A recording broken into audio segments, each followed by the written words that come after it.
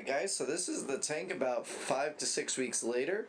As you can see here, we have a ton of algae buildup, and we did this purposely because what actually happened is these guys had babies.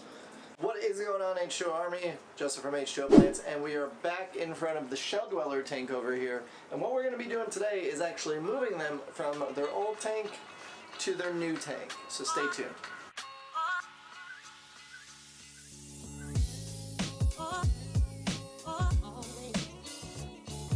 If you're new here, consider hitting the subscribe button and enlisting in the H2O Army. Also hit the bell icon to make sure you join our elite notification squad. Alright guys, so it's time to move the Shell Dwellers. Now if you didn't see our past video where we set up this tank, you could click the link above to see how we set this one up, and you could also check out how we set up that tank in another video as well. Now if you remember from the video last time, we actually set up the tank that Kevin Kelly did, and they actually had babies. So we have to move them and be very careful how we do it because they did have offspring and they are very critical when moving from tank to tank.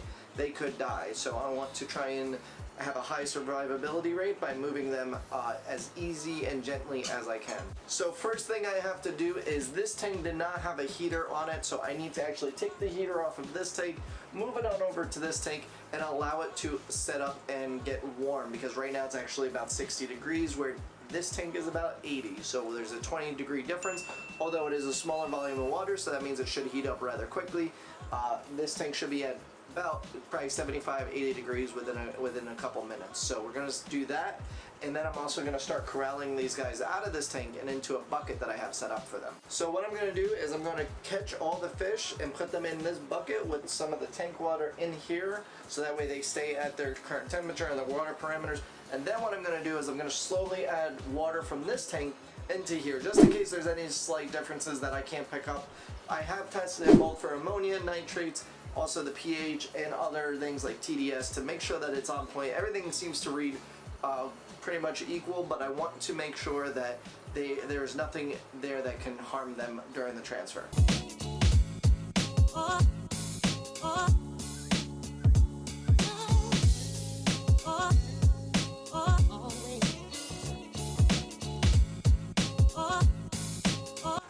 So the heater is moved now into the other tank. What I'm going to do is I'm actually going to clean the glass off a little bit on this tank because there's so much algae buildup. I have to let this tank go for a couple reasons. One, there is green slime algae, also known as cyanobacteria, on it, which I want to actually do a future video on how we get rid of. So I've been letting that build up.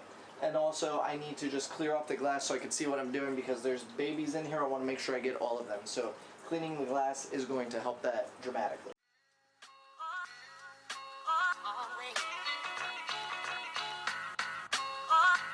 Okay, so now that the glass is clean, we're going to start trying to get the fish out. What I'm going to do is I'm going to try and get them to go inside the shell because that's going to be the easiest way to remove them. So we'll see if that works.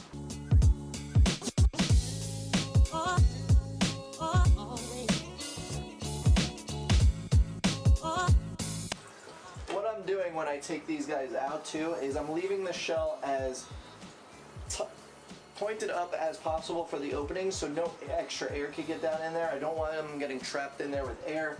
I want them to be able to swim out, and this is just probably going to be the safest way to do it. So that's what I'm trying to do here. We got 2 so far. There's 4 more to go, along with whatever babies they may have.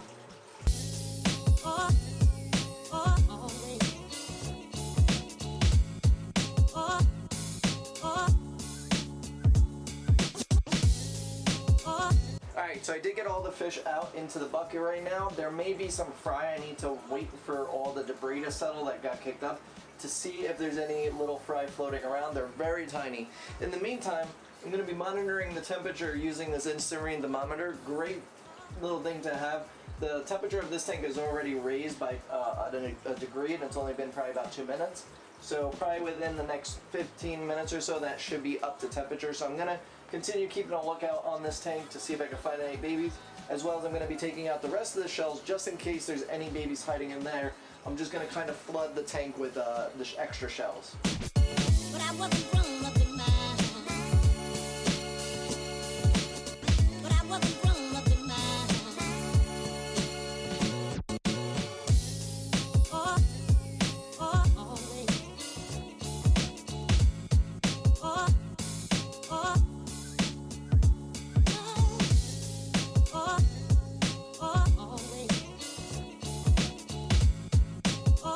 now, a message from our sponsors. Today's video is sponsored by ourselves, H2OPlants.com. It's your one-stop shop for all your aquatic plant needs, including fertilizers, hardscapes, and plants, of course.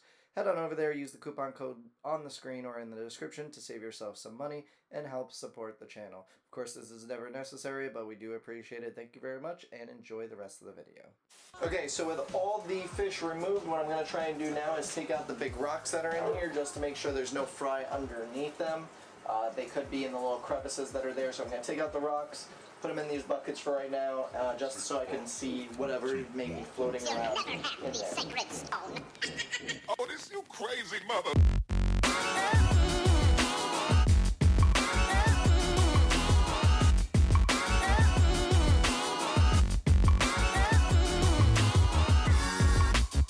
So there is 2 little baby fish left in there. They're really tiny fry. So I have this little tiny shrimp net that I'm going to try and catch them in. They're going to be too tiny to get through, or they'll be too tiny to go through my normal nets. So this is going to be the one that should be able to get them, hopefully.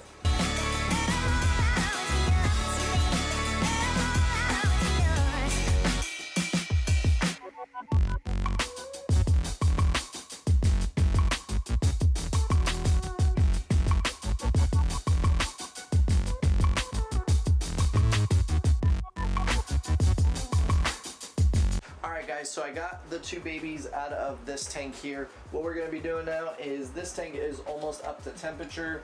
It's getting there. It's got about another 8 degrees to go.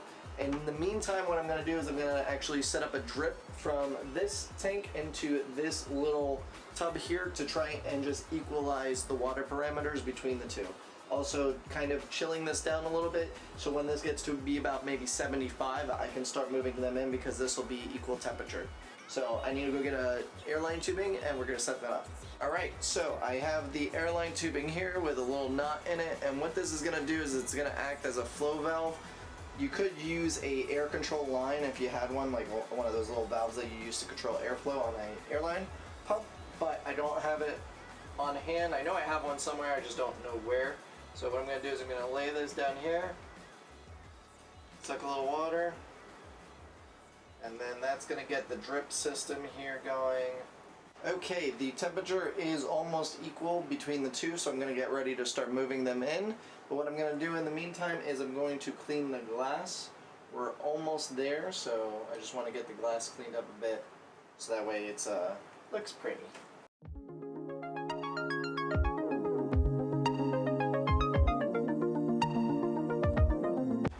One other thing I'm going to add to this tank is actually some giant willow moss. It may look very dark, but it is this bright green color. And Kevin didn't want to add any other plants to this. I'm being stubborn and I'm a plant guy and I want at least something growing in here. There is some plants to the top here. There's some Monte Carlo, some Riccia, and some Java moss that is on this pedestal here, along with this plant. I'm not sure what exactly it is, but it is growing out of the top. It's essentially a planter. We're going to start moving these guys in. What I'm going to do is I'm going to dump the sand out that's in their shell because I don't want to mix the sand, and I want it to be just this pool filter sand that we have at the base of it.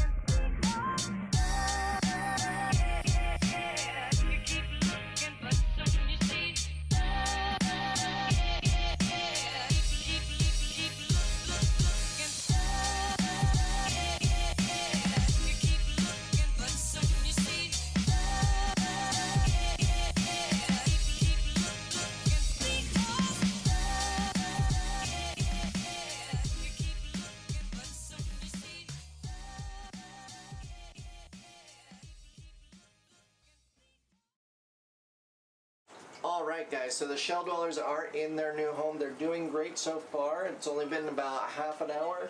They're all pretty much coming out of their shell pretty much, literally, and they are kind of bickering back and forth, re-establishing the hierarchy that was once there. The alpha male that was the biggest male seems to be kind of picking on everybody, putting them in their place and saying, you know what, this is my spot. All in all, I do see the fry still in there, at least a couple of them. We did move 4 or 5 manually, and the rest should be in the shells with their mothers. We'll see how they turn out, but this colony is growing, and on our last video of this tank, we did ask you guys, what should we name our shell dweller colony? So I picked my top 4 from your name suggestions, and you guys can vote up above, so take a minute to do so. Also, since they're now inside this new tankscape, I want to know, what should we call the overall tank? Obviously, we'll name the colony after the names that you guys vote on, but give me name suggestions on what we should call this scape. To me, it kind of resembles almost like an overhang of like some sort of cliff face, maybe something similar in like what you would see in California. I've been out there once, but I don't know. What would you guys call it? Give it a name, and we'll choose our top 4 to vote on in a future video. But guys, let me know down below if you have any questions regarding these, do you have any suggestions or whatever. But guys, now that the shell dwellers are moved, that finally opens up the Fluval Flex to be rescaped, restocked. New things are possible with it. But I have a couple ideas in my mind, but what would you do with the Fluval Flex? Being that it's an empty slate, it can grow pretty decent amount of plants, and it's 15 gallons. What would you put in it? What kind of scape would you do? And let me know in the comments below, because I'd love to see what you guys would come up with, because maybe your ideas are going to be better than mine, and if they are, I would love to use them and do something that everybody would like to see. But guys, thank you so much for checking out the video. As always, hit that like button, subscribe here if you're new, and I will see you later.